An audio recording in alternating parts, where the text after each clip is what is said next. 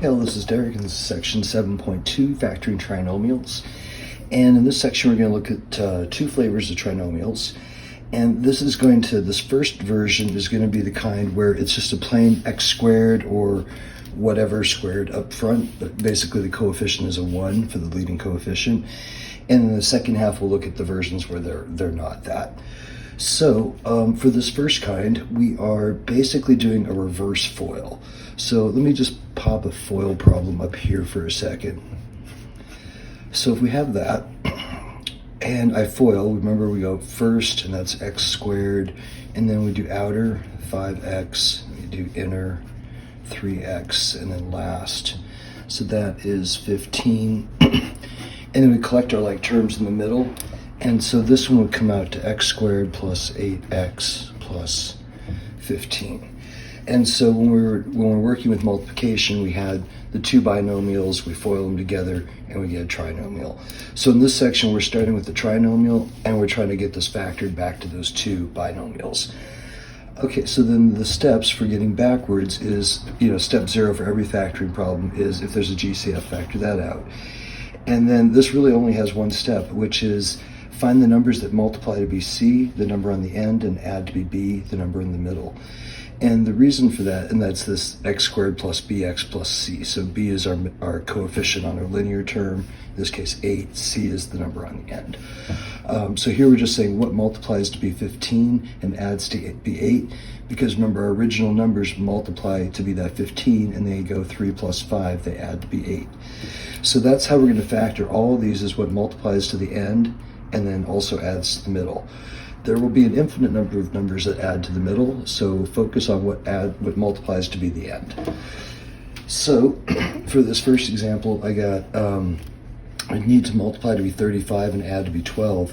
If we think of 35, there's only two pairs that make 35, 1 and 35, which is an easy one to forget. Sometimes that's the right one though. And then 5 and 7. And 5 and 7, those add to be 12, so that is the right pair. So we set up our parentheses, and then notice in this case they're multiplying to be positive 35. So that means my numbers have to be the same sign. They either both have to be positive or they both have to be negative. Since this 12 is positive, both signs are positive. And you'll see there's 4 possible combinations here as we go through these examples. So this is positive on the end, positive in the middle. And again, multiplies to 35, and if we did our FOIL x squared right there, plus 7 plus 5, there's our 12 and 35. For this next one, we're looking for two numbers that multiply to be 30 and add to be negative 17. So since, again, this is a positive number, what that tells me is both the numbers have to have the same sign. They're either both positives or both negatives. Since this time my cross term, or that middle term, is a negative, I know both numbers have to be negatives. So now I start thinking through things that make 30. And if you're like trying numbers and you can't figure it out, you're like, 5 and 6, that's not 17. 3 and 10, that's not 17. You're not seeing it. You can always go 1 and 30. Okay, so those add to 31. That's not it. Does 2 go in? Yep. 2 and 15. Okay, there it is. 2 plus 15 is 17. So you can always just start the list, and you are eventually going to find that number. So right there, that would have been all my possible combinations, and I just got to look for the 17, which is here. So this one will be x, but now minus 2 and x minus 15. Again, both negatives to multiply to positive, add to be a negative. So here, this example, we get a negative on the end. So that means we're going to have mixed signs. We're going to have one positive sign, and we're going to have one negative sign. And in this case, because this middle term is positive, the positive is going to be the larger of the numbers, because when I add them together, it's going to dominate.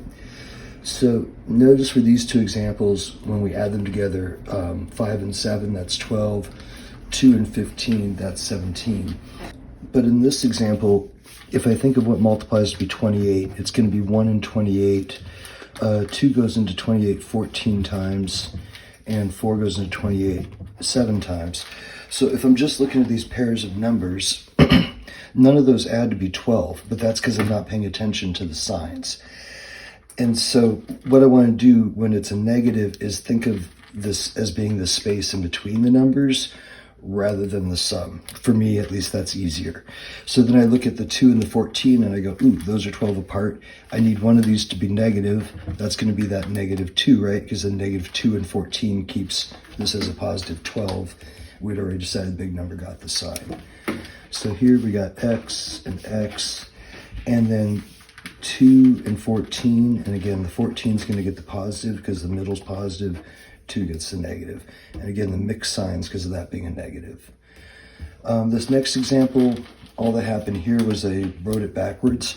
So let me write it in descending order. So that would be x squared and then minus x minus 30. So that's going to be another negative. So we're going to have mixed signs.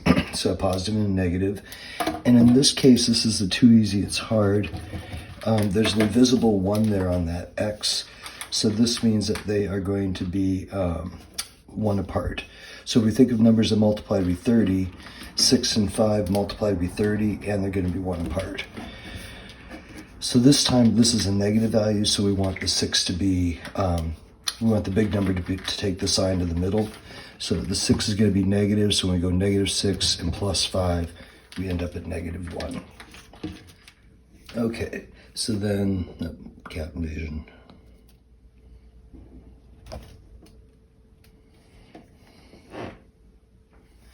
Okay, we just had a little cap interlude there.